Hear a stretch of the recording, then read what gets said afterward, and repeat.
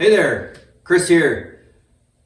It's been a while since I've done really anything in the shop, especially with the race cars. Race season's over. I wanted to do something a little bit different this winter. I got pretty bored driving the Jetta and the minivan around on a regular basis all summer and wanted something interesting to drive again. So I'm bringing my 1953 Chevy 1-ton back to life. This is the ditch pig.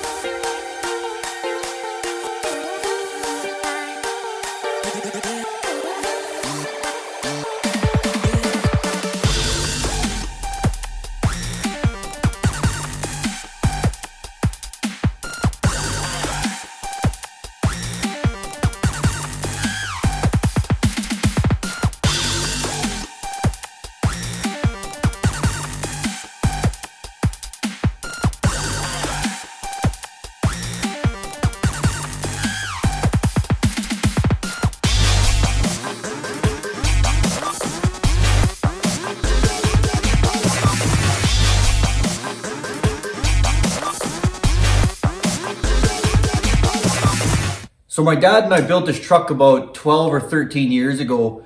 When we were doing the mining thing, we had a really slow winter one winter, and we were in a pretty fortunate position, and we were able to spend a lot of hours with some help of some friends of ours at the time. We turned this from a worn out old farm truck that had probably never actually seen any real street or road use into the ditch pig. We used it for a few years. As my dad used it as a daily driver. We used it as the shop truck. We hauled steel, we hauled motorcycles, all kinds of stuff. This truck saw a lot of use. I think it was my 30th birthday. My dad actually signed it over to me as a birthday gift, and I used it for probably another year after that. And before it just kind of sat here in my yard untouched for a while. So starter had gone on it and just never got around to putting a new one in. So I've got a new engine for it, something a little different. And we're gonna kind of get this thing back into shape so I can use it next spring and summer and start to have something interesting to drive again. So this is the plan. So if you know me personally or have watched my latest race car build, you'll have learned of my affinity for old BMWs. I came across a really neat one through a friend of mine that I got my hands on for nothing. Was pretty excited about it. Car turned out to be extremely rotten, which is really disappointing. But the drivetrain was still really good, and it had been rebuilt at some point. And that is the motor we're gonna put in my truck. So this is it. This is a BMW M30. This is a 2.8 version of it, 2.8 liters, slant 6. This one's got the dual carburetors on it. Also came with a set of headers as well, and has a fairly fresh rebuild on it. It's gonna be something a little different to be putting in a truck like this, but it combines my two worlds of hot rods and classic European engineering. So this is what it's replacing. This is a 261 straight 6. This wasn't the engine that came in the truck when we bought it. The engine that was in it when we got it was a 235 inline 6, which ran really well. We ran it for a couple years with that engine. Got to the point where we needed to top up the fuel every time we filled up the oil. And my dad got a really good deal on this engine. I think it was $400 freshly rebuilt. So we slapped it in. It's really tight. And with the 12 volt conversion, we're just running 12 volts directly to the 6-volt starter. And we were going through starters quite often, getting kind of frustrating. So I didn't bother changing it the last time it went out.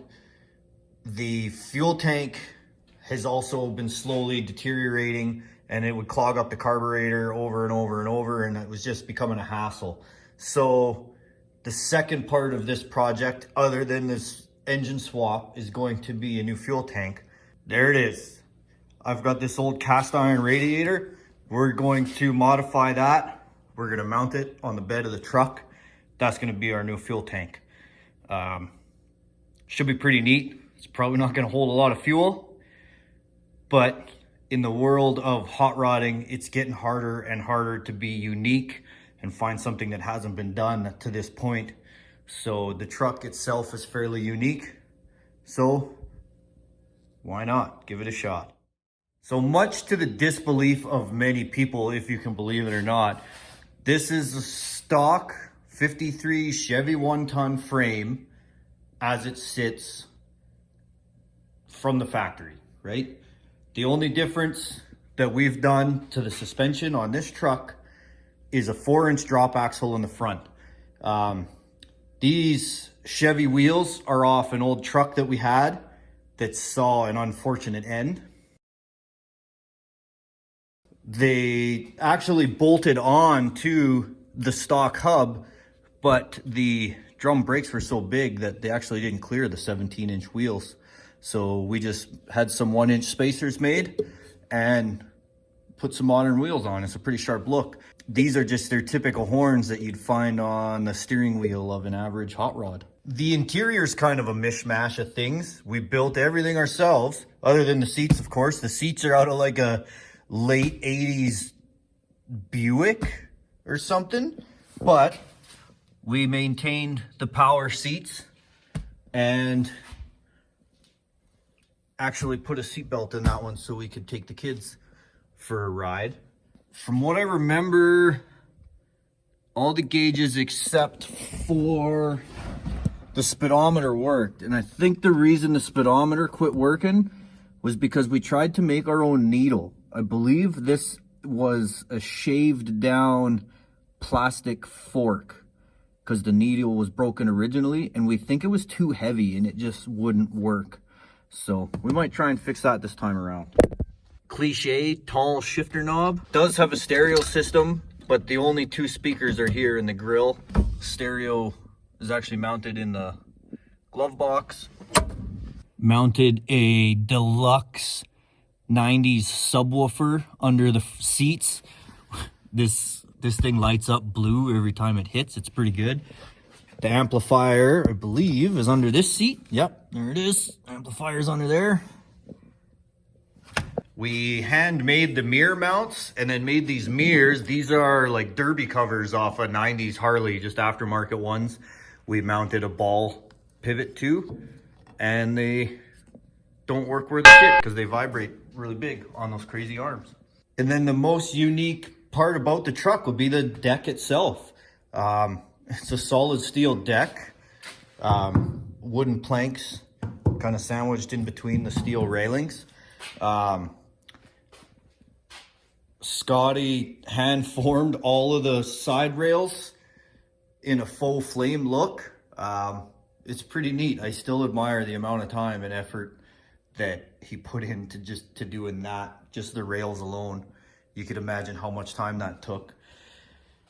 The rounded corners was a thought my dad had after I built the square corners. So that was a lot of work. That was an extremely large amount of work, as was this roll bar. Now, Scotty built that roll bar and did a phenomenal job.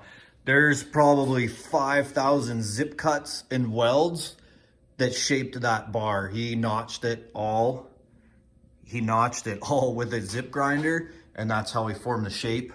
I went back and I was a sucker that had to weld it all up. Spring pockets inside to lock our gates in.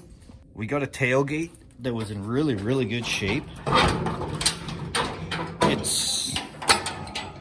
It's functional.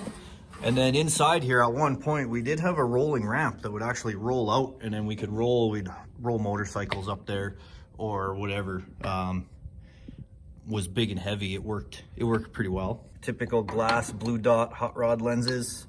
Our bullet signal lights, we kind of rolled into the fenders.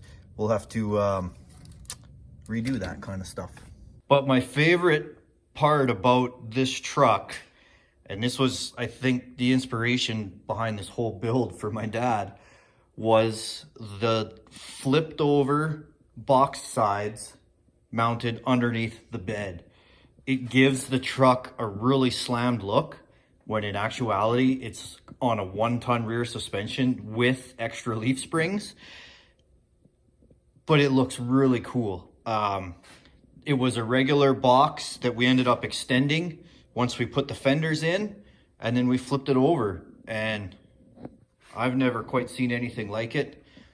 There's been a few guys that have been pretty keen on it that have actually picked up on it, and there was a lot of people that had really tried to figure out what it was before we had to tell them what it was. So these gas cans we just mounted as little storage containers just because they look cool. So the plans for this truck, like I said, we're gonna get this engine mounted and in. We already know it runs. We hot wired it in the car that it came from and got it running, and it runs what seems to be really well. Needs some minor work, but we'll deal with that once it's mounted in the truck. Again, rev it up again.